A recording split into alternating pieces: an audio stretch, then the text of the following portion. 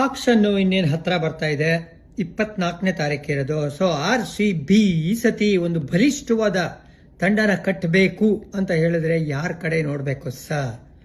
ನೋಡಿ, 3 ರಿಟೆನ್ಷನ್ ಮಾಡಿರೋದು ವಿರಾಟ್ ಕೊಹ್ಲಿ, ಪಟಿದಾರ್ ಮತ್ತೆ ಯಶ್ ದಯಾಲ್. 3 11 ಆಡುವಂತ ಪ್ಲೇಯರ್. ಅಂದ್ರೆ ಇಬ್ರು ಟಾಪ್ ಆರ್ಡರ್ ಬ್ಯಾಟ್ಸ್ಮನ್ ಸಿಕ್ಕಿದ್ದಾರೆ, ಒಬ್ಬ ನ್ಯೂ ಬಾಲ್ ಹಾಗೂ ಡೆತ್ ಬೌಲರ್ ಇದ್ದಾರೆ ಅಂತ ಲೆಕ್ಕ ಇಟ್ಕೊಳ್ಳೋಣ.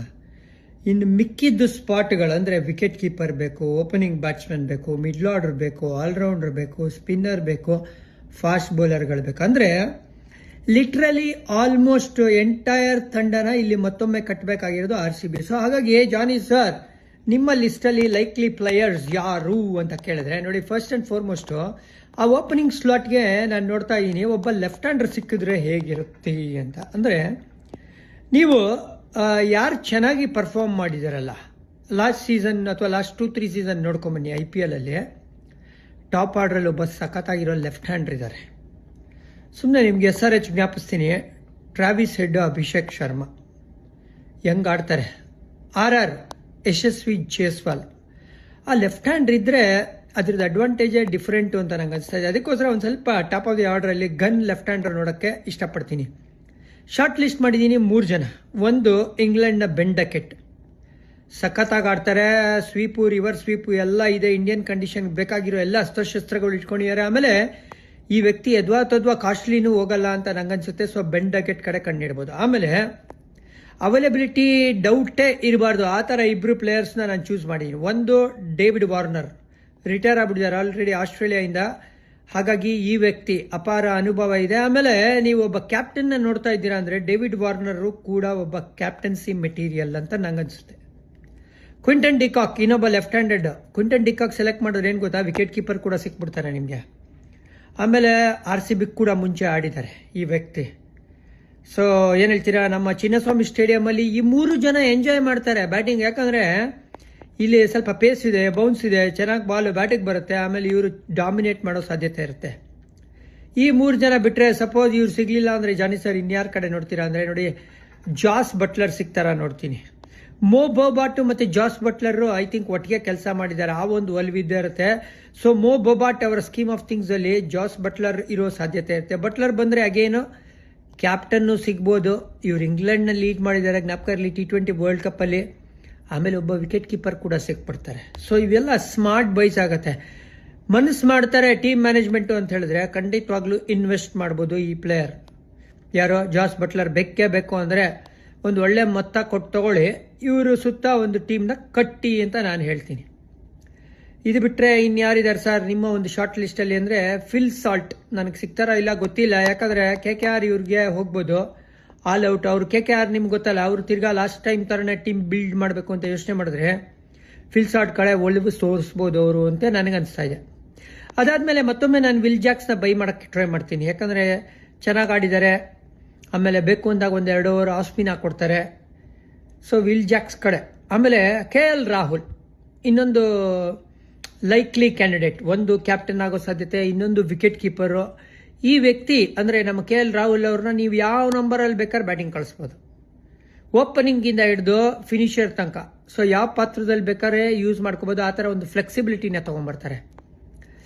ಆಮೇಲೆ ಇತ್ತೀಚಿನ ದಿನಗಳಲ್ಲಿ ರಚಿನ್ ರವೀಂದ್ರ ಯಾವ ಥರ ಬ್ಯಾಟಿಂಗ್ ಆಡಿದ್ದಾರೆ ಅಂತ ಹೇಳಿದ್ರೆ ಅವ್ರೂ ಒಂದು ಸಾಲಿಡ್ ಕ್ಯಾಂಡಿಡೇಟ್ ಆಗ್ತಾರೆ. ಒಂದು ಬೇಕು ಅಂದರೆ 1-2 ಓವರ್ ಲೆಫ್ಟ್ ಆಫ್ ಸ್ಪಿನ್ ಹಾಕ್ಕೊಡೋದು. ಆಮೇಲೆ ಅದೇ ಒಂದು ಸ್ಪಾಟ್ಗೆ ಇನ್ನೊಂದು ಇಬ್ಬರನ್ನ ನಾನು ನೋಡ್ತಾ ಇದ್ದೀನಿ. ಲಿಯಮ್ ಲಿವಿಂಗ್ಸ್ಟನ್ ಬೌಲಿಂಗ್ ಮಾಡ್ತಾರೆ, ಬ್ಯಾಟಿಂಗ್ ಆಡ್ತಾರೆ. ಚರಿತ್ ಅಸಲಂಕ ಅವರು ಕೂಡ ಲೆಫ್ಟ್ ಹ್ಯಾಂಡೆಡ್ ಬ್ಯಾಟು, ಆಮೇಲೆ right arm off break bowling ಮಾಡ್ತಾರೆ. ಮಾರ್ಕಸ್ ಸ್ಟಾಯ್ನಿಸ್ ಇನ್ನೊಬ್ಬ ಆಲ್ರೌಂಡರ್. ಸೊ ಈ 4 ಜನದಲ್ಲಿ ಒಬ್ಬರನ್ನ ನೋಡ್ಬೋದಾ ಅಂತ ನನಗೆ ಅನಿಸ್ತಾ ಇದೆ, ಅಥವಾ ಇವ್ರುಗಳನ್ನ ಶಾರ್ಟ್ ಲಿಸ್ಟ್ ಮಾಡಿದೆ. ಆಮೇಲೆ ಒಬ್ಬ ಇಂಡಿಯನ್ ಬ್ಯಾಟರ್ ಬೇಕು ನನಗೆ, ಫಿನಿಷರ್ ಅಂತ ಯೋಚನೆ ಮಾಡಿದಾಗ ಟಾಪ್ ಆಫ್ ದಿ ಮೈಂಡಲ್ಲಿ ನಂಗೆ ಬರೋದು ಅಭಿನವ್ ಮನೋಹರ್. ಈ ವ್ಯಕ್ತಿನ ಇನ್ವೆಸ್ಟ್ ಮಾಡ್ಬೋದು, ಆ ಲೋಕಲ್ ಫ್ಲೇವರ್ನ ತೊಗೊಂಡು ಬರ್ತಾರೆ ಅಂತ ನಂಗೆ ಅನಿಸ್ತಾ ಇದೆ. ಯಾವುದೇ ಕಾರಣಕ್ಕೆ ಅವ್ರು ಸಿಕ್ಕಿಲ್ಲ ಅಂದರೆ ಬೇರೆ ಯಾರು ಸರ್ ಅಂದರೆ ನೋಡಿ, ಅದೇ ಒಂದು ಸ್ಪಾಟ್ಗೆ ವೆಂಕಟೇಶ್ ಅಯ್ಯರ್ನ ನೋಡ್ಬೋದು, ನೆಹಲ್ ವಧೇರಾ ನೋಡ್ಬೋದು, ಸರ್ಫರಾಜ್ನ ನೋಡ್ಬೋದು, ನಮನ್ ಧೀರ್ನ ನೋಡ್ಬೋದು. ಸೊ ಇಷ್ಟು ಜನನ ಶಾರ್ಟ್ ಲಿಸ್ಟ್ ಮಾಡ್ಕೊಂಡು ಆ ಒಂದು ಸ್ಪಾಟ್ನ ತುಂಬ್ಕೋಬೋದು. ಆಮೇಲೆ ಒಬ್ಬ ಸ್ಪಿನ್ನಿಂಗ್ ಆಲ್ರೌಂಡರ್ ಕೂಡ ನನಗೆ ಬೇಕಾಗುತ್ತೆ. ಅದರಲ್ಲೂ ಒಬ್ಬ ಲೆಫ್ಟ್ ಆನ್ ಸ್ಪಿನ್ನರ್ ಇದ್ಬಿಟ್ರೆ ಹೆಂಗಿರುತ್ತೆ. ಈ ಲೆಫ್ಟ್ ಆನ್ ಸ್ಪಿನ್ನರ್ಗಳು ನಿಮ್ಗೆ ಗೊತ್ತಲ್ಲ, ಪವರ್ ಪ್ಲೇಲೂ ಬೌಲಿಂಗ್ ಆಗ್ತಾರೆ, ಆಮೇಲೆ ಕಂಟೈನಿಂಗು ವಿಕೆಟ್ ಟೇಕಿಂಗು ಎರಡೂ ಆಗ್ತಾರೆ. ಮಿಚೆಲ್ ಸ್ಯಾಂಟ್ನರ್ ನಂಗೆ ಜ್ಞಾಪಕ ಬರ್ತಾರೆ, ಕಿಲ್ಲಾಡಿ ಬೌಲರು. ಕುನಾಲ್ ಪಾಂಡ್ಯ ಇನ್ನೊಬ್ಬ T20ಲಿ ಅಪಾರ ಸಕ್ಸಸ್ ಪಡ್ಕೊಂಡಿರೋರು. ಆಮೇಲೆ ಕುನಾಲ್ ಪಾಂಡ್ಯ ಸ್ಯಾಂಟ್ನರ್ ಇಬ್ರು ಬ್ಯಾಟಿಂಗ್ ಕೂಡ ಆಡ್ತಾರೆ. ಸಖತ್ ಫೀಲ್ಡರ್ ಬೇರೆ ಸ್ಯಾಂಟ್ನರ್, ನಿಮ್ಗೆ ಗೊತ್ತಿರೋಂಗೆ. ಅದೇ ಸ್ಪಾಟ್ಗೆ ಇನ್ಯಾರಿದ್ದಾರೆ ಸರ್ ಬೇರೆ ಅಂದರೆ ಶಾಬಾಜ್ ಅಹಮದ್ ಕಾಣಿಸ್ತಾ ಇದ್ದಾರೆ. ಲಾಸ್ಟ್ ಇಯರ್ SRH ಆಡಿದ್ರು, RCBಗೇನೆ ಆಡಿದ್ರು, ನಿಮ್ಗೆ ಜ್ಞಾಪಕ ಇದ್ರೆ. ಅವ್ರೂ left arm spin, left handed bat, ಒಳ್ಳೆ ಫೀಲ್ಡರ್ ಕೂಡ ಅಂತ ಮಾತಾಡ್ತೀವಿ. ಆಮೇಲೆ ಶ್ರೀಲಂಕನ್ ಯಂಗ್ಸ್ಟರ್ ಎಲೆಮರೆಕಾಯಿ, ಇವ್ರನ್ನ ಎತ್ತಿಟ್ಕೋಬೋದು ಅಂತ ನಂಗೆ ಅನಿಸ್ತಾ ಇದೆ. ವೆಲ್ಲಳಿಗೆ ನಿಮ್ಗೆ ಜ್ಞಾಪಕ ಇದೆಯಲ್ಲ, ಸಖತ್ತಾಗಿ ಬ್ಯಾಟಿಂಗ್ ಆಡ್ತಾರೆ, ಒಳ್ಳೆ ಲೆಫ್ಟ್ ಆರ್ಮ್ ಸ್ಪಿನ್ ಕೂಡ ಮಾಡ್ತಾರೆ. ಇವ್ರನ್ನ ನೀವು ಫಸ್ಟ್ 4 ಫಾರಿನರ್ಸ್ ಅಂತ ನೋಡದೇ ಇದ್ರು ಅಟ್ಲೀಸ್ಟ್ ಬ್ಯಾಕಪ್ ಆಗಿ ಇಟ್ಕೋಬಹುದು ಅಂತ ನನಗಂತೂ ಕ್ಲಿಯರ್ ಕಟ್ ಆಗಿ ಅನಿಸ್ತಾ ಇದೆಯಪ್ಪ. ಆಮೇಲೆ ಇನ್ನೊಬ್ಬ ಲೆಫ್ಟ್ ಆರ್ಮ್ ಸ್ಪಿನ್ನರ್ ನಾನು ನೋಡ್ತಾ ಇರೋದು ಆ ಒಂದು ಆಕ್ಷನ್ ಲಿಸ್ಟಲ್ಲಿ ಅಕೀಲ್ ಹುಸೇನ್.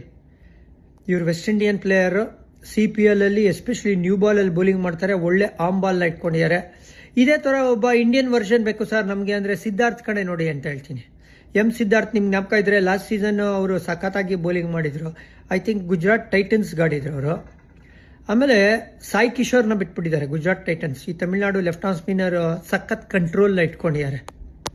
ಇವ್ರನ್ನೆಲ್ಲ ಶಾರ್ಟ್ ಲಿಸ್ಟ್ ಮಾಡ್ಕೋಬೋದು. ಆಮೇಲೆ ಎಷ್ಟೇ ಖರ್ಚಾಗಲಿ ಚಹಲ್ನ ಬಿಡಬೇಡಿ ಅಂತ ಹೇಳ್ತೀನಿ. ಯಾಕೆ ಗೊತ್ತಾ, ಈ ವ್ಯಕ್ತಿ ಚಿನ್ನಸ್ವಾಮಿ ಸ್ಟೇಡಿಯಮಲ್ಲಿ ಯಾವಾಗಲೂ ವಿಕೆಟ್ ತೆಗೆಯೋ ತಾಕತ್ತಿದೆ. ಅಂದರೆ ಇವ್ರ ಬದಲು ಬೇರೆ ಯಾರು ಸರ್ ಅಂದರೆ ಬೇರೆಯವ್ರು ಬೇಡವೇ ಬೇಡ, ನಂಗೆ ಬೇಕೇ ಬೇಕು ಚಹಲ್ ಅಂತ ಹೇಳ್ತೀನಿ. ಆಮೇಲೆ ನೀವು ಬೇಕಾದರೆ ಸ್ವಪ್ನಿಲ್ ಸಿಂಗ್ ಚೆನ್ನಾಗಿ ಮಾಡಿದ್ರಲ್ಲ, ಅವ್ರನ್ನ ಬೇಕಾದ್ರೆ ರಿಸರ್ವ್ಸಲ್ಲಿ ಇಟ್ಕೊಳ್ಳಿ. ನೀವು ಫಾಸ್ಟ್ ಬೌಲಿಂಗ್ ಅಂತ ಬಂದಾಗ ವೈಶಾಖ್ ವಿಜಯಕುಮಾರ್ಗೆ ನಾವು RTM ಯೂಸ್ ಮಾಡೋಕ್ಕೆ ಯೋಚನೆ ಮಾಡ್ತಾ ಇದ್ದೀವಿ ಅಂತ ಮೋಬಾ ಭಟ್ ಹೇಳಿದರು. ಆ ಕೆಲಸ ಮಾಡಿ ಅಂತ ಹೇಳ್ತೀನಿ. ಯಾಕಂದರೆ ಸಖತ್ತಾಗಿರೋ ಸ್ಲೋಯರ್ವನ್ನು ಇಟ್ಕೊಂಡಿದ್ದಾರೆ. ವೈಶಾಖ್ ವಿಜಯಕುಮಾರ್ ಎನರ್ಜಿ ತೊಗೊಂಬರ್ತಾರೆ, ಆಮೇಲೆ ಬ್ಯಾಟಿಂಗ್ ಕೂಡ ಆಡ್ತಾರೆ ಅಂತ ಹೇಳಿದ್ರೆ. ಇನ್ಯಾರು ಗೊತ್ತಾ, ಅಲ್ಲಿ ಪ್ರಾಬಲ್ ಕ್ಯಾಂಡಿಡೇಟ್ಸ್ ನಾನು ನೋಡ್ತಾ ಇರೋದು ಆಕಾಶ್ ದೀಪ್. ನಿಮ್ಗೆ ಗೊತ್ತಲ್ಲ, ಲಾಸ್ಟ್ ಇಯರ್ ಟೀಮಲ್ಲಿದ್ದರು. ವೈಭವ್ ಅವರವರ ರಸಿಕ್ ಸಲೀಂ ದಾರ್ ಅಂತ ಆ ವ್ಯಕ್ತಿ ಕೂಡ ಚೆನ್ನಾಗಿ ಬೌಲಿಂಗ್ ಹಾಕಿದ್ದು. ಆಕಾಶ್ ಮಧ್ವಾಲು ಇನ್ನೊಬ್ಬ ಕ್ಯಾಂಡಿಡೇಟ್ ಇದ್ದಾರೆ, ಬಟ್ ಅವ್ರಿಗೆ ಪ್ರಾಬಬ್ಲಿ ಮುಂಬೈ ಹೋದರೂ ನನಗೆ ಆಶ್ಚರ್ಯ ಆಗೋದಿಲ್ಲ. ಮೊಹಮ್ಮದ್ ಶಮಿ ಕಡೆ ಏನಾದ್ರು ನೋಡ್ಬೋದಾ ಸರ್ ಅಂದರೆ ನೋಡಿ, ಅವರು ಫುಲ್ಲಿ ಫಿಟ್ ಆದರು ಅಂತ ಹೇಳಿದ್ರೆ ಖಂಡಿತವಾಗ್ಲೂ ನೋಡ್ಬೋದು. ಅವ್ರು ಯಾವ ಥರ ರಿಕವರ್ ಆಗ್ತಾರೆ ಅದ್ರ ಮೇಲೆ ನನಗೆ ಡಿಪೆಂಡೆನ್ಸಿ ಅಂತ ಅನಿಸ್ತಾ ಇದೆ. ಆಮೇಲೆ ಲೋಕಲ್ ಟ್ಯಾಲೆಂಟಲ್ಲಿ ಇನ್ನೊಬ್ಬ ವಿಕೆಟ್ ಕೀಪರ್ ಬ್ಯಾಟ್ಸ್ಮನ್ ನಾನು ನೋಡ್ತಾ ಇರೋದೇ ಲವ್ನೀತ್ ಸಿಸೋಡಿಯಾ, ಲೆಫ್ಟ್ ಹ್ಯಾಂಡ್ ಬ್ಯಾಟರ್, ಮತ್ತು ಇನ್ನೊಬ್ಬ ವಿಕೆಟ್ ಕೀಪರ್ ಬ್ಯಾಕಪ್. ನಿಮ್ಗೆ ಲಾಸ್ಟ್ ಟೈಮ್ ಜ್ಞಾಪಕ ಇದ್ರೆ ಅನುಜ್ ರಾವತ್ನ ಇಟ್ಕೊಂಡಿದ್ರು. ಸರ್ ಅನುಜ್ ರಾವತ್ ಬೇಜಾನ್ ಟ್ರೈ ಮಾಡ್ಬಿಟ್ಟಿದ್ದೀವಿ, ಇವಾಗ ಲವ್ನೀತ್ ಸಿಸೋಡಿಯಾ ಟೈಮ್ ಅಂತ ನನಗನ್ನಿಸ್ತಾ ಇದೆ. RCBನೇ ಅವ್ರನ್ನ ಸೆಲೆಕ್ಟ್ ಮಾಡಿದ್ರು, ಇಂಜುರಿ ಆಯಿತು ಅಂತ. ಆಮೇಲೆ ರಜತ್ ಪಟಿದಾರ್ನ ತೊಗೊಂಬಂದಿದ್ದು. ಸೊ ಹಾಗಾಗಿ ಲವ್ನೀತ್ ಸಿಸೋಡಿಯಾನ ನೀವು ಶಾರ್ಟ್ ಲಿಸ್ಟ್ ಮಾಡ್ಕೊಳ್ಳಿ ಅಂತೀನಿ. ಆಮೇಲೆ ಇನ್ನೊಬ್ಬ ನಿಂಗೆ ಬ್ಯಾಕಪ್ ಓಪನರ್ ಬೇಕು ಫಾರಿನ್ ಪ್ಲೇಯರ್ಸಲ್ಲಿ. 8 ಜನ ತೊಗೋಬೋದು ಗೊತ್ತಲ್ಲ ಫಾರಿನಲ್ಲಿ. ಝ್ಯಾಕ್ ರಾಲಿ ಕಡೆ ನೋಡಿ ಅಂತ ಹೇಳ್ತೀನಿ. ಯಾಕಂದರೆ ಉದ್ದ ಇರುವಂಥ ಪ್ಲೇಯರ್ಸು, ಲಾಂಗ್ ಲಿವರ್ಸ್ ಇದೆ, ಇಂಡಿಯನ್ ಕಂಡೀಷನ್ಸಲ್ಲಿ ಸಖತ್ತಾಗಿ ಆಡಿದ್ದಾರೆ, ವ್ಯಾಲ್ಯೂನ ತೊಗೊಂಬರ್ತಾರೆ, ಗುದ್ದು ಅಂತ ಬ್ಯಾಟರ್ ಅಂತ ನಂಗೆ ಅನಿಸ್ತಾ ಇದೆ. ಆಮೇಲೆ ಬ್ಯಾಕಪ್ ಫಾರಿನ್ ಫಾಸ್ಟ್ ಬೌಲರ್ ಬೇಕು ಸರ್ ಅಂದರೆ ನೀವು ನವೀನ್ ಉಲ್ ಕಡೆ ನೋಡ್ಬೋದು. ಗುಲ್ಬದಿನ್ ನಯೀಬ್ ಆ್ಯಕ್ಚುಲಿ ಒಳ್ಳೆ ಆಲ್ರೌಂಡರ್. ಅಜ್ಮತುಲ್ಲಾ ಜಜಾಯಿ ಇದ್ರಲ್ಲ, ಅಲ್ಲ ಯಾರೋ ಅಜ್ಮತುಲ್ಲಾ, ಕರೆಕ್ಟ್, ಇದ್ದಿದ್ದು GTಗೆ ಆಡಿದ್ರು ಅನ್ಸುತ್ತೆ ಅವರು ಆಲ್ರೌಂಡರು. ಅವ್ರ ಥರನೇ ಗುಲ್ಬದಿನ್ ನಯೀಬು. ಇನ್ನೊಬ್ಬ ಲೆಫ್ಟ್ ಆರ್ಮ್ ಫಾಸ್ಟ್ ಬೌಲರ್ ಅಂದರೆ ಫಜಲ್ ಫರೂಕಿ. ಆಮೇಲೆ T ನಟರಾಜನ್ ಕಡೆ ನೋಡಿದ್ರು ನನಗೇನು ಆಶ್ಚರ್ಯ ಆಗಬಾರ್ದು. T ನಟರಾಜನ್ ಸೂಪರಾಗಿ ಬೌಲಿಂಗ್ ಮಾಡ್ತಾರೆ, ಡೆತ್ತಲ್ಲಿ ಕಂಟ್ರೋಲ್ನ ಇಟ್ಕೊಂಡಿದ್ದಾರೆ. ಇವ್ರ ಮೇಲೂ ನಾವು ಇನ್ವೆಸ್ಟ್ ಮಾಡ್ಬೋದು ಅಂತ ನನಗನ್ನಿಸ್ತಾ ಇದೆ. ಯಾಕಂದರೆ T Nataraj over the years T20 ಫಾರ್ಮೆಟಲ್ಲಿ ಸಖತ್ತಾಗಿ ಬೌಲಿಂಗ್ ಮಾಡಿದ್ದಾರೆ. ಫಾರಿನ್ ಲೆಫ್ಟ್ ಆರ್ಮ್ ಸೀಮರ್ಗಳು ಬೇರೆ ಯಾರು ಬೇಕು ಅಂದರೆ ನ್ಯಾಂಡ್ರೆ ಬರ್ಗರ್, ಸ್ಪೆನ್ಸರ್ ಜಾನ್ಸನ್ 2 ಹೆಸರು ಜ್ಞಾಪಕ ಬರ್ತಾ ಇದೆ. ಆಮೇಲೆ ನಮ್ಮ ಲೋಕಲ್ ಟ್ಯಾಲೆಂಟು ಸ್ಮರಣ್ ರವಿಚಂದ್ರನ್ ಮೇಲೆ ನೀವು ದಯವಿಟ್ಟು ಇನ್ವೆಸ್ಟ್ ಮಾಡಿ ಅಂತ ಹೇಳ್ತೀನಿ. ಇನ್ನೊಬ್ಬ ಲೆಫ್ಟ್ ಹ್ಯಾಂಡೆಡ್ ಬ್ಯಾಟ್ಸ್ಮನ್ನು ಸೂಪರಾಗಿ ಆಡ್ತಾರೆ. ಈ ವರ್ಷ ರಂಜಿ ಟ್ರೋಫಿ ಡೆಬ್ಯೂ ಮಾಡಿದ್ದಾರೆ. ಮನೋಜ್ ಪಾಂಡೆಗೆ ಯಾವ ಥರ ಆಡಿದ್ರು KPL, ಅವರು ಕೂಡ ಒಬ್ಬ ಲೆಫ್ಟ್ ಹ್ಯಾಂಡ್ರು. ಆಮೇಲೆ ಮನೀಶ್ ಪಾಂಡೆ ಕಡೆ ಕೂಡ ನೀವು ನೋಡ್ಬೋದು ಅಂತ ನನ್ನ ಅನಿಸಿಕೆ. ಸುಮಾರು ಜನ ಲೆಫ್ಟ್ ಹ್ಯಾಂಡರ್ಸ್ನ ನಾನು ಟೀಮಲ್ಲಿ ತರೋಕ್ಕೆ ಪ್ರಯತ್ನ ಪಡ್ತಾ ಇದ್ದೀನಿ. ಕಾರಣ ಏನು ಅಂದರೆ ಪ್ರಮುಖ ಸ್ಪಿನ್ನರ್ಗಳು ಯಾವುದೇ ಒಂದು ಟೀಮಲ್ಲಿ ಯಾರಿರ್ತಾರೆ ಹೇಳಿ, ಲೆಗ್ ಸ್ಪಿನ್ನರು ಇಲ್ಲ ಲೆಫ್ಟ್ ಆರ್ಮ್ ಸ್ಪಿನ್ನರು, ಅವರಿಗೆ ಬ್ರಹ್ಮಾಸ್ತ್ರ ಆಗ್ತಾರೆ ಈ ಲೆಫ್ಟ್ ಹ್ಯಾಂಡೆಡ್ ಬ್ಯಾಟು ಅಂತ ನನ್ನ ಒಂದು ಅನಿಸಿಕೆ.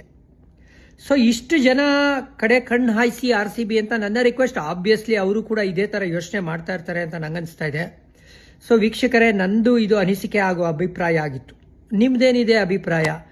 ನಿಮ್ಮ ಪ್ರಕಾರ ಯಾರು ಬಂದರೆ ಚೆನ್ನಾಗಿರುತ್ತೆ ಕಮೆಂಟ್ ಮಾಡಿ. ಏನು ಸರ್ ರಿಷಬ್ ಪಂತ್ ಬಗ್ಗೆ ನೀವು ಹೇಳಲಿಲ್ಲ ಅಂದರೆ, ಸರ್ ರಿಷಬ್ ಪಂತನ ಖಂಡಿತವಾಗ್ಲೂ ಪಂಜಾಬ್ ಕಿಂಗ್ಸ್ ತೊಗೊಳ್ತಾರೆ. ಅವ್ರ ಹತ್ರ RCBಗಿಂತ 27 ಕೋಟಿ ಜಾಸ್ತಿ ದುಡ್ಡಿದೆ. ಹಾಗಾಗಿ ನಾವು ರಿಷಬ್ ಪಂತ್ನ ತೊಗೊಳಕ್ಕಾಗಲ್ಲ, ಅವ್ರಿಗೆ ಬಿಟ್ಬಿಡಿ, ಅವರೇ ಪಂಜಾಬ್ ಕಿಂಗ್ಸ್ ಕ್ಯಾಪ್ಟನ್ ಕೂಡ ಆಗ್ತಾರೆ, ಬರ್ದಿಟ್ಕೊಂಬಿಡಿ ಅಂತ ಹೇಳ್ತಾ ಇದ್ದೀನಿ.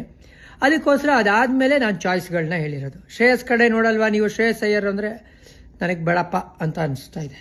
ಇದು ನನ್ನ ವಿಶ್ ಲಿಸ್ಟ್. ನಿಮ್ದೇನಿದೆ ವಿಶ್ ಲಿಸ್ಟ್ ತಿಳಿಸಿ ಕಮೆಂಟ್ಸಲ್ಲಿ ಅಂತ ರಿಕ್ವೆಸ್ಟ್ ಮಾಡ್ಕೊಳ್ತಾ ಇಂತಿ ನಿಮ್ಮ ಜಾನಿ.